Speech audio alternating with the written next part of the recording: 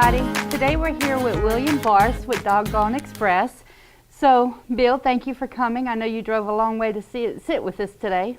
Well, I enjoyed the invitation, and we have some things in common, so I certainly wanted to meet with you. Great. So tell me about Goggone Express.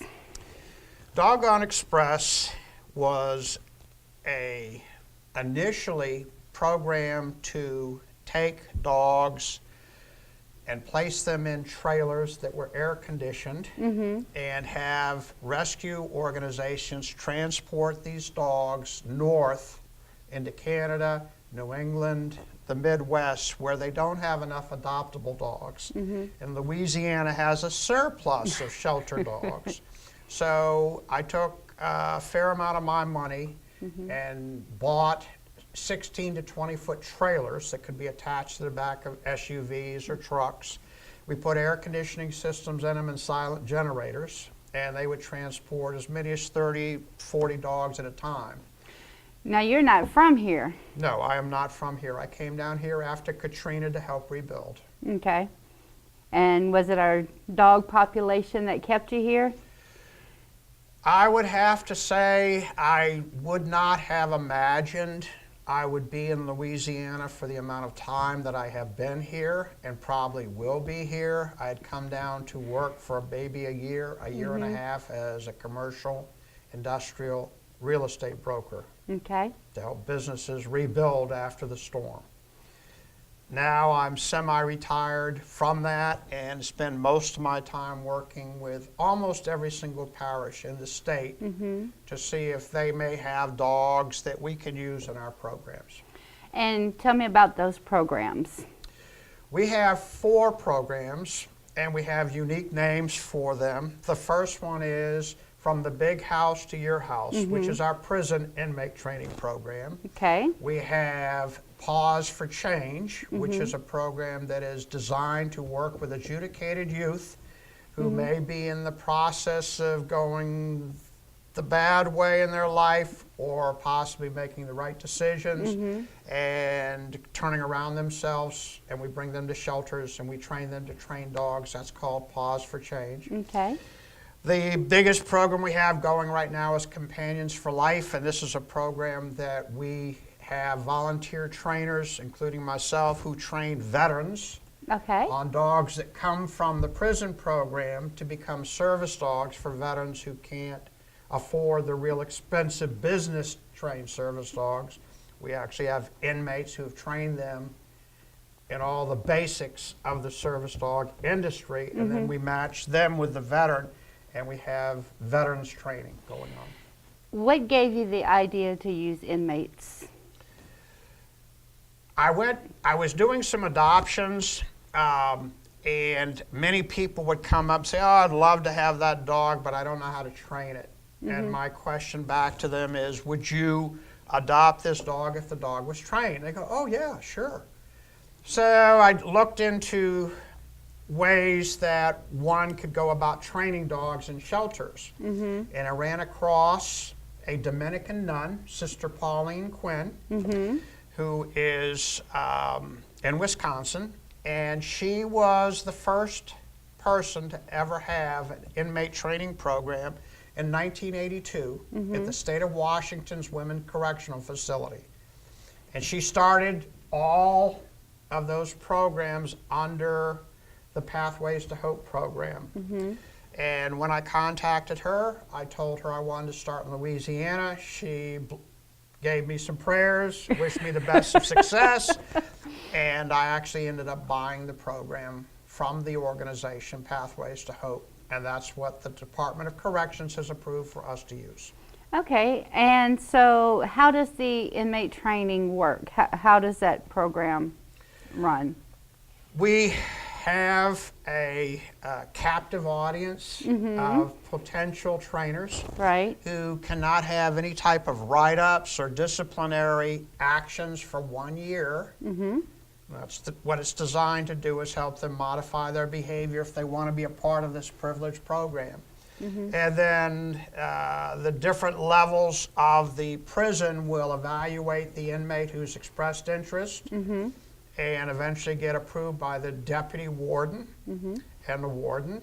and they are allowed to interview with me to see if they can become part of our program. Once they become part of our program, it's a 24 hours a day, 7 days a week relationship with a dog that in a period of time, and I usually don't give them an exact time when I'm going to pull the dog. So it may be they've had the dog for 4 months, and then the next day after training, I may come in and say, I'm taking Kaiser, I'm taking Harry. So they're fully responsible for their dog 24/7. Correct. Eat And with them, sleep with them, train them, everything. Well, they sleep under their cots and crates because we do believe in crate training at night. They do have to maintain their coats and grooming and nails. They also work on sit, come, stay, recall, place, cover, block. We've actually trained dogs to selectively by name retrieve items. For instance, we can train a dog to get keys, and the dog will go over and bring you the keys. That's fun. I'm actually working on that with my dogs right now, and I'm not doing too well. Well, the process we use is what's called successive approximation. And we use positive reinforcement, and the dogs are learned to, we model and mold their behavior through a series of positive rewards. We do use clicker training. And eventually we can get the dogs to retrieve medicine bottles, glasses, whatever, by name, or they will automatically pick up something if it's dropped. If I was to pull out my glasses and drop my glasses, the dog would pick up the glasses and hand them back to me. We'll get there. So where do you get the dogs for the program? The agreement we have with the Department of Corrections in the state of Louisiana specifies that these dogs have to come from kill shelters or from rescue organizations who've rescued dogs from kill shelters. Okay. We do not take dogs from individuals. We do not take dogs from breeders. Okay. So you have a dog in the prison system being trained. You have a veteran that needs a dog. How do you know how to match them up and to continue the training from the basics to service dog? The matching process is what I call V-Harmony, and the V standing for veteran. I have to know quite a bit about the dog's personality and what the dog can do and what the dog could learn to do. And then I also need to know from the veteran, who are almost always referred to us by doctors in the VA, Right. in Baton Rouge, in Jackson, Mississippi, and in New Orleans. And the doctor, in the process of helping the veteran with their journey, for whatever the issue may be, will refer them to us to say, speak to Mr. Bill about getting a dog. They cannot, the doctors, tell me what the veterans are being treated for. Right. But the veterans can contact us, and I usually ask them a series of questions. And if they say, well, I was injured, I can't bend over, I have titanium rods in my back, or I am confined to a wheelchair, or I can't hear, or I have PTSD, or I have depression, or I have traumatic brain injury, and that kind of channels our selection process to dogs that may be able to help them in their journey to getting well. So how do you get the funding to train these dogs specifically for that veteran or? That's probably the most difficult aspect of what we do. We try to get corporate sponsorships for veterans. We solicit donations through our website, GoFundMe type programs. We also have a individual who helps us write grants to get grants. And we take individual donations. We have nobody on salary. No one has any type of income from this. So we're one of the few not-for-profits that has no paid staff. So the corporate sponsors would basically sponsor a dog or a specific veteran, and then they just pay the cost for that one, or? Well, we can specify and to isolate a donation. So if a company wanted to donate $2,000 for supplies, because we use a lot of supplies, then we would make sure that we keep that accounting separate so that that money's used for collars, for whistles, for training balls, for different things that we need to train and use as supplies. On the other hand, we may have someone who says, well, we want to expand the training of your trainers, in which case we would order or buy or send our trainers to specialized training so that they could learn to train a dog to sense someone who has low blood sugar for diabetic awareness or for seizure awareness. Okay. And you said, now that's your Companions for Life.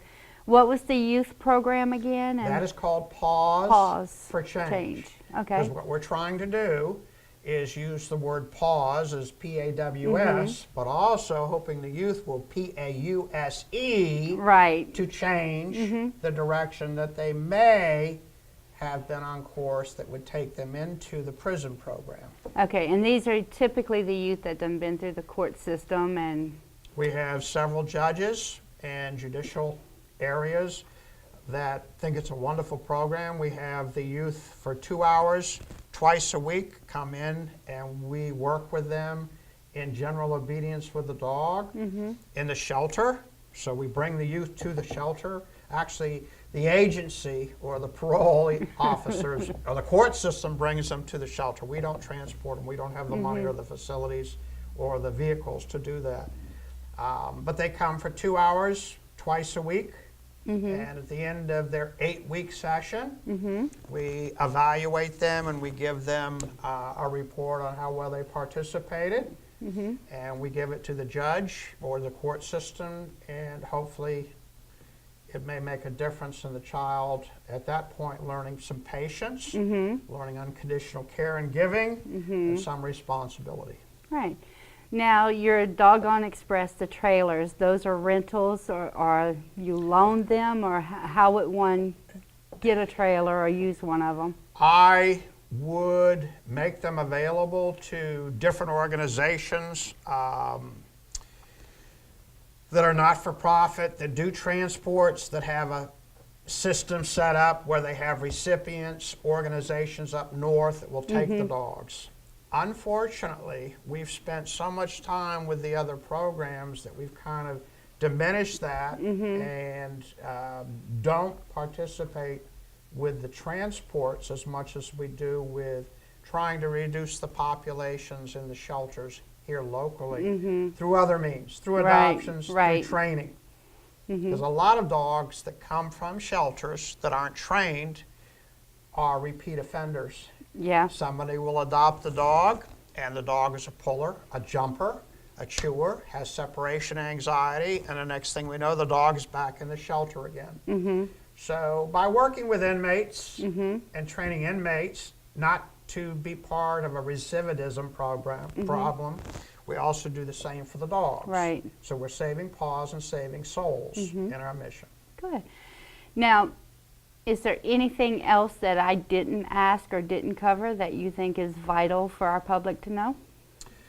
I think everyone who may know someone that has a potential use of a service dog, whether it be a veteran, whether it be a family who has a child with some spectrum of autism, because we've been very successful right in the Baton Rouge area placing several dogs with families with a child who's had on some spectrum of autism a service dog that has helped that child cope, go forward in school, function as most teenagers need to do. So if there is that person out there who's watching this broadcast, please contact us and let's see if we can help in that capacity, and or veterans and or anyone else who can't afford a $40,000, $50,000, $60,000 service dog.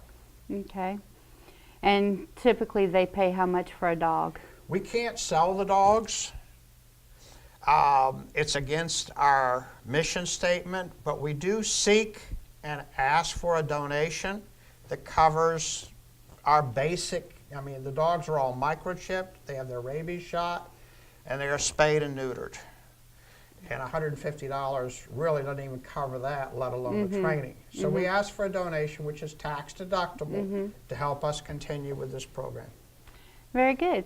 We are going to have Bill's contact information and website up in the credits or after this. Again, I want to thank you for traveling. I know the weather out there today was absolutely horrid. So again, thank you for the time today. Well, thank you very much. I You're appreciate welcome. the opportunity. You're welcome.